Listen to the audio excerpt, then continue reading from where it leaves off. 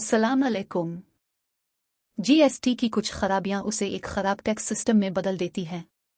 GST का ढांचा ऐसा है कि इससे बड़े ताजिरों को फायदा होता है, लेकिन छोटे ताजिरों को नहीं। इसलिए दरमियाने और छोटे ताजिरों को इससे ज्यादा नुकसान उठाना पड़ा है। 5 साल पहले जब जीएसटी लागू हो रहा था तो हुकूमत की तरफ से किए गए कुछ ऐलानात को देखिए। इसमें कहा गया है कि इससे हिंदुस्तान की कल जीडीपी में 1 से 2% इजाफा होगा, रियासतों की जीडीपी में 1 से 2% इजाफा होगा और अशिया और खदमात की कीमतों में 10% कमी होगी। लेकिन 5 सालों में क्या हुआ? मईशत की हालत अबतर है। रियासतों की आमदनी पहले ही कम हो चुकी है। महंगाई 7% के लगभग बरकरार है। इसके अलावा हुकूमत ने रोजमर्रा की जरूरियात से मुताल्लिक जरूरी है चीजों पर जीएसटी लगाया। आटा, दही, दूध, पनीर, चावल जैसी रोजमर्रा इस्तेमाल की अशिया जो पैक करके फरोख्त की जाती हैं, उन पर भी 5% टैक्स आयद किया जा रहा है। हुकूमत का कहना है कि ढीले अशिया पर कोई टैक्स नहीं लगेगा। मतलब हुकूमत कह रही है कि गरीब ढीला सामान खरीदें, उन पर कोई फर्क नहीं पड़ेगा। अमीर मुतासिर होंगे। जबकि हकीकत यह है कि हिंदुस्तान में 90% ऐसे हैं जो 25,000 से कम कमाते हैं। इनमें से ज्यादातर पैकशदा सामान के सारिफीन हैं। तकरीबन ज्यादातर ग्रोसरी स्टोर्स पर पैकशदा अशिया दस्तयाब हैं। यानी इसका असर सब पर पड़ेगा। सरकारी दस्तावेजात में यह भी कहा गया है कि जीएसटी के जरिए आमदनी तवक्को से कम हो रही है, इसलिए हुकूमत ने जीएसटी का दायरा बढ़ा दिया है। जीएसटी अकाउंटिंग के पहले 5 सालों का अंदाजा इस बात से लगाया जाएगा कि जीएसटी की वजह से कितना टैक्स जमा हुआ, मरकजी सतह पर टैक्स वसूली और रियासती सतह पर टैक्स वसूली की क्या सूरत हाल है।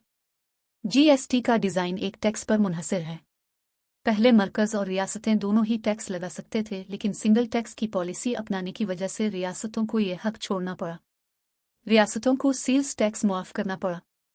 इससे रियासतों को उनकी कल आमदनी का 2/3 हिस्सा मिला।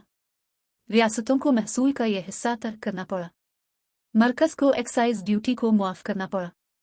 लेकिन यहाँ समझने की बात यह है कि मरकजी टैक्स पैदावार पर लगाया गया और रियासती टैक्स सारिफीन पर लगाया गया। इस तरह रियासत ज्यादातर चीजों पर टैक्स लगा सकती है और मरकज कम। मतलब जब सिंगल टैक्स की बात आई तो रियासत को टैक्स में से अपना ज्यादा हिस्सा छोड़ना पड़ा और मरकज को कम। ये दुरुस्त है कि मरकज को जीएसटी की शक्ल में हासिल होने वाली आमदनी को 50-50 यानी निस्फ हिस्से में तकसीम करना होगा।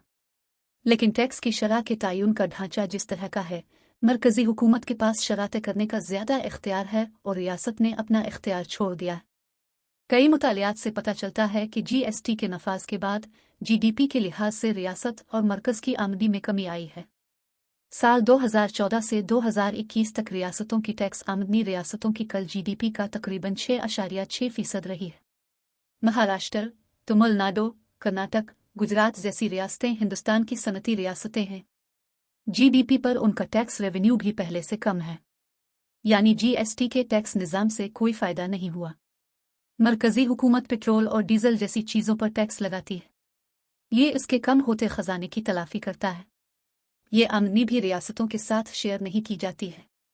जीएसटी के जरिए टैक्स की वसूली हिंदुस्तान की कल जीडीपी का तकरीबन 5.5 और 6.5% रही है। मौजूदा मार्केट वैल्यू की बुनियाद पर हिंदुस्तान की जीडीपी तकरीबन 236 लाख करोड़ है। 2005 से 2017 तक कल रेवेन्यू की वसूली यानी कल रेवेन्यू इनपुट कल जीडीपी के 10% से ज्यादा कभी कम नहीं हुई। लेकिन जब साल 2017 में जीएसटी के आगाज के साथ टैक्स वसूली का ढांचा मुकम्मल तौर पर तब्दील कर दिया गया तो कल जीडीपी में कल रेवेन्यू इनपुट का हिस्सा 10% से नीचे आना शुरू हो गया। हिंदुस्तान का कल रेवेन्यू इनपुट यानी कल रेवेन्यू साल 2017 के बाद से कभी भी हिंदुस्तान की कल जीडीपी के 10% से ज्यादा नहीं हुआ। इनपुट क्रेडिट की फ्राहमी मुकम्मल तौर पर बिलिंग पर मुनहसर है। इस पर मुनहसर है कि बिल किसको मिलता है या किसको नहीं मिलता, कौन मरबूत मार्केट का हिस्सा है और कौन नहीं। इनपुट क्रेडिट का फायदा इन लोगों को भी दस्तयाब है जो जीएसटी में रजिस्टर्ड हैं। जो लोग रजिस्टर्ड नहीं हैं उन्हें जीएसटी क्रेडिट का फायदा नहीं मिलता है। फर्ज करें कि मोबाइल के पूरे इनपुट पर 1,000 रुपये खर्च होते हैं। इस पर 18% की शरह से टैक्स लगाया जाता है। यानी मोबाइल 1,180 रुपये में फरोख्त हुआ।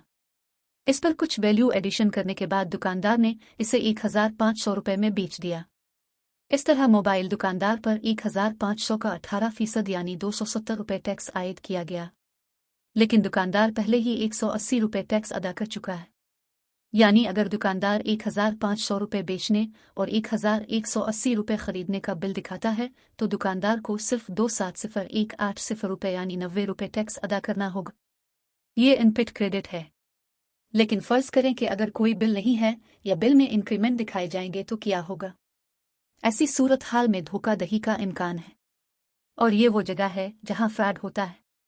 जो बड़े ताजिर हैं उनका काम आसानी से चलता है, मरबूत है, इसलिए वो आसानी से इनपुट क्रेडिट का फ़ायदा उठाते हैं। लेकिन वो जो आटे का ताजिर है और जिसका कारोबार अच्छी तरह से मरबूत नहीं है, इसके बारे में सोचो, क्या वो इनपुट क्रेडिट का सही तरीके से फ़ायदा उठा सकेगा? जवाब नफ़ी में होगा। इसका मतलब यह है कि जीएसटी का ढांचा ऐसा है कि इसका फ़ायदा बड़े ताजिरों को होता है लेकिन छोटे ताजिरों को नहीं। इसलिए दरमियाने और छोटे ताजिरों को इससे ज़्यादा नुकसान उठाना पड़ा है। अदाद और शुमार ये भी बताते हैं कि ये छोटे ताजिरों के लिए बहुत नुकसानदेह साबित हुआ है। जहाँ तक पेट्रोल और डीजल का ताल्लुक है, ये हर सामान और खदमात के लिए एक इनपुट के तौर पर इस्तेमाल होता है, इसलिए इसे भी जीएसटी के दायरे में आना चाहिए। लेकिन ये जीएसटी के दायरे में नहीं है। ऐसा क्यों नहीं है? जवाब मरकज़ी हुकूमत की इक्तिसादी पॉलिसियों की वजाहत करता है, जिसके तहत मरकज़ी हुकूमत ने पेट्रोल और डीजल पर टैक्स लगाकर अपनी आमदनी की कमी को पूरा किया। मजमूई तौर पर जीएसटी का रुझान मरकज़ी है। रियासतों को हर तरह से नुकसान पहुंचाया जा रहा है और मईशत को भी नुकसान पहुंचने का सबूत है।